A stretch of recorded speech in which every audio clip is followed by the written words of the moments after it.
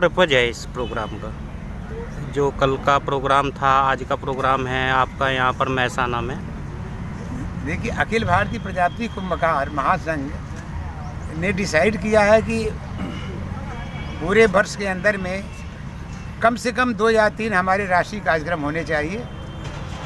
कल के कार्यक्रम का जहाँ तक प्रश्न है, वह हमारे राष्ट्रीय कारोबारी यानी नेशनल वर्किंग कमेटी में हमारी इनकम एक्सपेंडिचर का सबको ये पारदर्शी करना है कि पूरे लोगों को पता चलना चाहिए कि महासंघ के पास कितने पैसे आते, कितने खर्च होते हैं, और ऑडिट की रिपोर्ट उनको देना है ताकि ये पारदर्शिता बनी रहे और लोगों का विश्वास भी हमको मिलता रहे। इसके आपको क्या ऐसा विश्वास है कि आप इतनी पारदर्शिता से जो कार्य करते हैं उस पर लोग विश्वास करेंगे? कुछ लोग फिर भी उंगली उठाने का काम करते हैं। देखिए, मेरा ऐसा अनुभव है कि हमारा ऑर्गेनाइजेशन जितना ही आगे बढ़ेगा तो उसके विरोध में तो ज़रूर कुछ लोग आएंगे, और ये भी मैं जानता हूँ कि जो विरोध करने वाले हैं उनका कोई स्थान नहीं है, वहाँ से ये निकाले गए हैं वही लोग विरोध करते हैं। क्योंकि मैंने इसको अनुभव किया है कि जो लोग निकाले गए हैं वो लोग इस महासंघ के नाम पर अपना घर चलाते थे, महासंघ के नाम पर पैसे लेते थे लोगों से। जैसे ही हम लोग को पता चला, उनको बाहर कर दिया गया। कुछ लोगों का ये प्रश्न है कि आपने बिना नोटिस दिए कुछ लोगों को बाहर करने का काम किया है। ये कतई गलत है। जिन लोगों ने इस तरह की बात किया है ये टोटली निराधार है। हमारे संविधान के अनुसार जिसे चाहिए दफ्तर में आके दे सकता है।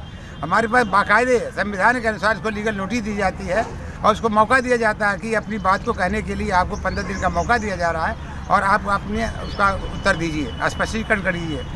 अगर वह संतुष्ट हमें हो जाता है कि उनका जो स्पष्टीकरण सही है तो निश्चित पर हमारे लोग लीनियट भी लेते हैं। अगर हम समझते हैं कि उनका जो स्पष्टीकरण है वो उसमें कोई दम नहीं है तो उस पर कानून के मुताबिक हम कार्रवाई कर देते हैं।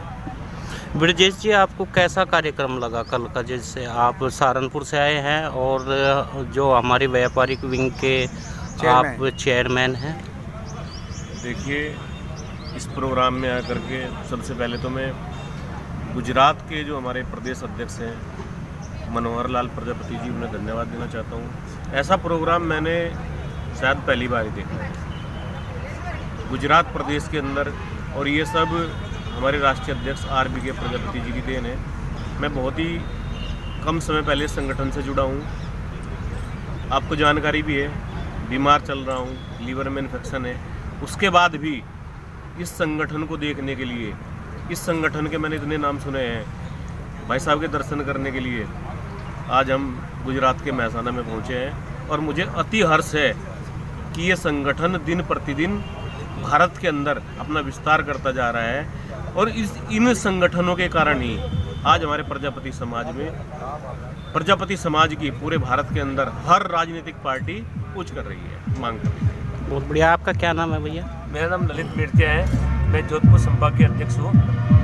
अच्छा, आपको कैसा लगा कार्यक्रम? प्रोग्राम हमारा अखिल भारतीय प्रजापति कुंभकार संघ का बहुत ही शानदार है। महासंघ है, महासंघ हर साल 2 बार राष्ट्रीय कार्य मीटिंग होती है, उसमें पूरे देश भर के लोग आते हैं, जिससे उनकी मुलाकात होती है। और मुलाकात होने के दौरान जो भी शिक्षा, एजुकेशन, पॉलिटिकल जो भी उनको चाहिए तो उनको मोटिवेट करते हैं कि आप ये काम करो, जिससे महासंघ का भी नाम हो और अपने समाज का भी नाम हो सके। चलिए, बहुत अच्छा। और भी चर्चा होती है, मैंने कहा ना IBA नहीं है, इसके साथ में बहुत सारी चर्चा होती है, तमाम एजेंडा होते हैं, तमाम लोग के प्रस्ताव आते हैं, प्रस्ताव पर डिस्कस होता है, सबकी बातें सुनी जाती है। उसके बाद में हमारी कमेटी निर्णय लेती है कि हमें क्या करना है।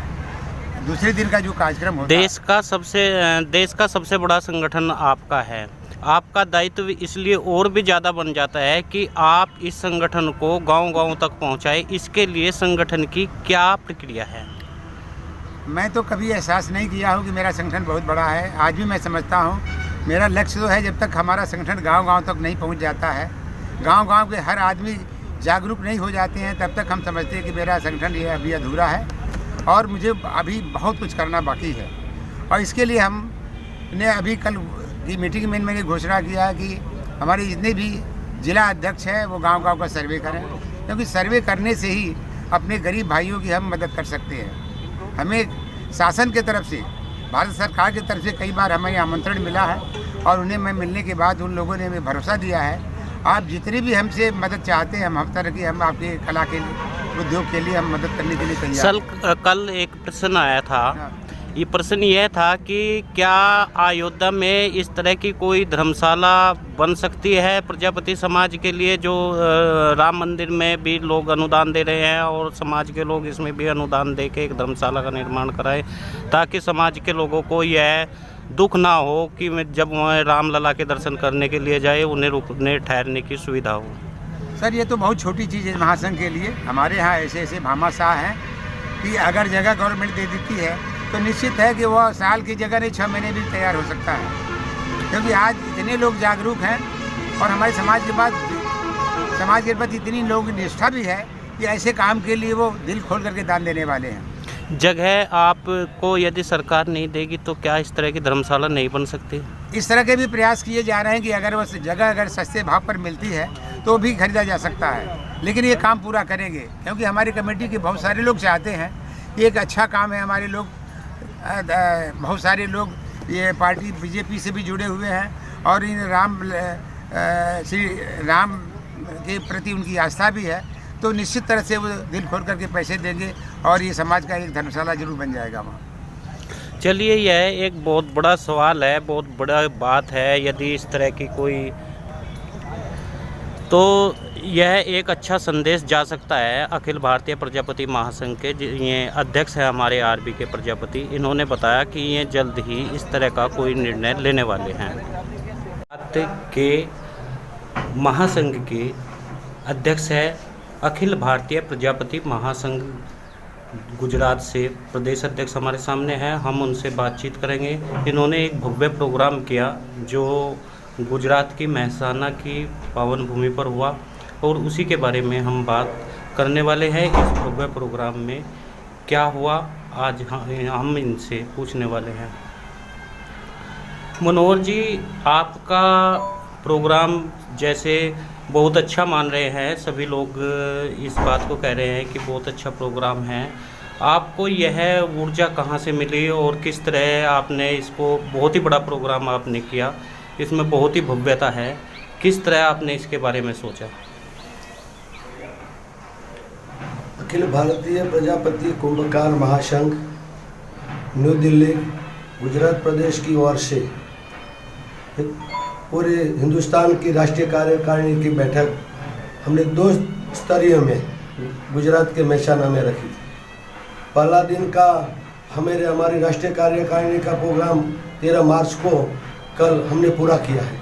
बहुत अच्छी तरह अच्छा मैसेज के साथ कल हमारा पहला दिन का ये पहला चरण का कार्यक्रम कल पूरा हुआ। आज उस राष्ट्रीय कार्यकारिणी का दूसरा चरण चल रहा है और उस कार्यक्रम में जो लोग उपस्थित है, पूरे हिंदुस्तान में से उपस्थित है, पूरे गुजरात में से जो उपस्थित है, कुछ महानुभाव भी है।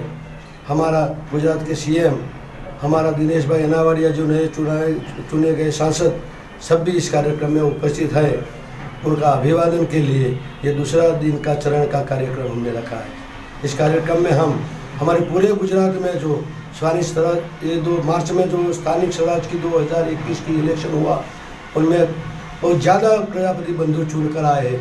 कई जिला पंचायत में आए हैं, कोई नगर निगम में आए हैं, कोई तालुका पंचायत में आए हैं। कई लोग ये कह रहे हैं कि आपने इतना पैसा लगाकर इतना धन व्यय किया समाज के इस कार्यक्रम में, लेकिन इससे बहुत बड़ी समाज सेवा हो सकती थी, बहुत सारे गरीबों के घर बसाए जा सकते थे, बहुत सारा पैसा उन्हें दिया जा सकता था, उनकी बहुत सारी ज़रूरतें पूरी हो सकती थी। आपका, अगर मैं पंडाल की बात करूं तो यह भी काफ़ी महंगा पंडाल लगा हुआ है, इससे आप क्या समझते हैं, क्या इसका संदेश देंगे आप ये पूरे खर्च की बात कर रहे हैं, लेकिन पूरे गुजरात के जो हमारे लोग, हमारे महासंघ के जो लोग हैं, हमारे साथ जो लोग जुड़े हुए हैं, हमने हमारा 35 साल का जो कैरियर, हमारी गवर्नमेंट, हम एग्जीक्यूटिव इंजीनियर थे पीडब्ल्यूडी में, हमारा पूरा कैरियर जो हमने गुजरात सरकार की सेवा की है, उस 35 साल में हमने जो कुछ हमारे दोस्तों के साथ जो शेयर किया है, हमने जो प्रेम संपादन किया है, उन दोस्तों का उत्साह से ये पूरा कार्यक्रम हम कर रहे हैं। खर्च की तो कोई बात ही नहीं है। सब लोगों ने मुझे कहा है कि साहब पूरे हिंदुस्तान को बुलाओ, पूरे गुजरात को बुलाओ, एक मैसेज करना है। इसीलिए सब लोगों ने मुझे एक एक रुपया दे के भी सहयोग करके ये पूरा पंडाल भी बनाया है। ये पूरा जो कार्यक्रम है हमने अपनी ओर से कुछ बनाया ही नहीं है, लेकिन ये मुझे सामने बोल के शाम को लोगों सामने आकर मुझे पैसा देकर लोगों ने कहा कि भाई मैं दान देता हूँ, लेकिन आप जैसे अच्छे आदमी को आप अपने 35 साल में आपकी जो इमेज बनाई है, अभी आप 35 साल सरकार में से बाहर निकलने के बाद समाज सेवा कर रहे हैं, आपका जो ढंग तरीका है कुछ पाने के लिए आप नहीं कर रहे, आपकी बहुत इमेज पूरे समाज में अच्छी है, तो ये आपकी समाज में जो आप सेवा करने चाहते हो तो हम इसमें जुड़ जाए। और सब लोगों ने मुझे बहुत बहुत सहयोग किया है, उन लोगों के सहयोग के साथ ये कार्यक्रम का मैंने बढ़ावा किया है। आपके गुजरात में प्रजापति समाज में बड़ा विघटन है, कई तरह के संगठन यहाँ पर चल रहे हैं, एकजुट होकर नहीं चल रहे हैं। जहाँ तक मैंने सुना है कि अलग अलग खाप से प्रजापति समाज के अलग अलग तरह के ये संगठन बने हैं। आप इन्हें एक मंच पर लाने का प्रयास कैसे करेंगे? क्या यह संभव है या संभव नहीं है, ये आप हमें बताएं। मेरे ख्याल से कोई बात असंभव है ही नहीं, क्योंकि मेरा ये सूत्र है कि मैं असंभव को भी संभव बना देता हूँ। मुझे दुख इस बात का कहा है कि कई संगठन चल रहे हैं, जो जितने संगठन बढ़ते हैं समाज का उतना ही खतरा पैदा होता है। उस खतरे में से कैसे बाहर आए उनका मैं प्रयास कर रहा हूँ। सारे संगठन को जोड़ने का मेरा प्रयास है, लेकिन कुछ लोग समाज में ऐसे भी हैं, मैं किसी के बारे में टीका टिप्पणी नहीं कर रहा हूँ, लेकिन कई लोग ऐसे हैं को वो अपना जो होता को प्रेसिडेंट बन जाए, ऐसे अपनी महत्वाकांक्षा के साथ सब लोग ऐसे संगठन बनाते हैं। ये संगठन बनाते से ऐसे कुछ मतलब नहीं है, लेकिन इस संगठन समाज को जोड़ने का के सिवा समाज में वो विभाजन का काम कर रहे हैं। ये समाज के लिए मेरे ख्याल से बड़ा खतरा है। सबको समझना चाहिए, जो संगठन चला रहे उनको समझना चाहिए कि ये हमें कुछ पाना है तो हमें कुछ खोना पड़ेगा। संगठन, सब संगठन एक मिलके जो एक संगठन बना के एक संगठन बनाकर जो कुछ काम करेंगे तो मुझे विश्वास है कि हम जो पाने के लिए हम जो चाहते हैं वो पूरा हम ले सकते हैं। किसी को रिक्वेस्ट करके नहीं, हमको उनके अपने हक से ले सकते हैं। इसीलिए मेरी राय है कि सब संगठन एक हो जाए और उनके लिए मेरा पूरा प्रयास होगा। कुछ लोग अखिल भारतीय प्रजापति कुंभकार समाज संगठन से पूछते हैं, जो आपका अखिल भारतीय प्रजापति कुंभकार महासंघ है, कि आप बर्तन बनाने के लिए मिट्टी पर ज़्यादा जोर देते हैं, इतना आप कलम पर जोर नहीं देते। इन लोगों को मिट्टी की जगह आप कलम क्यों नहीं पकड़ा देते, उस पर क्यों नहीं जोर देते? मेरी राय ऐसी है, गुजरात में तो बर्तन बनाने वाले की संख्या जो उत्तर गुजरात में तो है ही नहीं, सौराष्ट्र में कुछ इलाके में है, साउथ गुजरात में भी कम है, लेकिन पूरे हिंदुस्तान में जो मिट्टी का जो व्यवसाय हम प्रजापति समाज कर रहे हैं, उनके लिए हमारे राष्ट्रीय अध्यक्ष श्री RBK साहब बहुत सोच रहे हैं। आखिर हिंदुस्तान के अलग अलग प्रांत के जो हमारे अध्यक्ष हैं, प्रदेश अध्यक्ष, वो भी सोच रहे हैं। हमारा भी सुझाव है कि उनको लिए,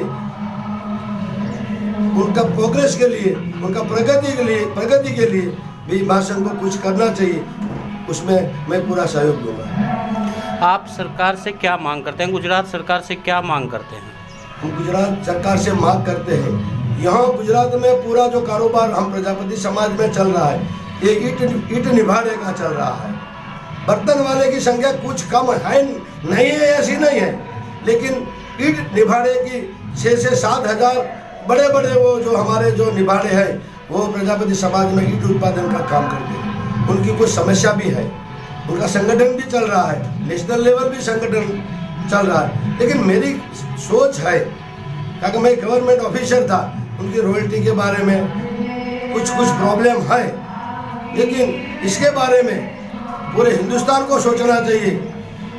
और ये ईट वाले और जो बर्तन बनाने वाले हैं, सब लोगों को लिए सरकार में जो कुछ करना पड़ता है वो करने के लिए हमारा महासंघ हमेशा तैयार रहता है। चलिए, धन्यवाद मनोहर जी, आपने बेबाक सवालों के जवाब दिए, उसके लिए आपका बहुत बहुत आभार। हम RP Prajapati TPN live news से।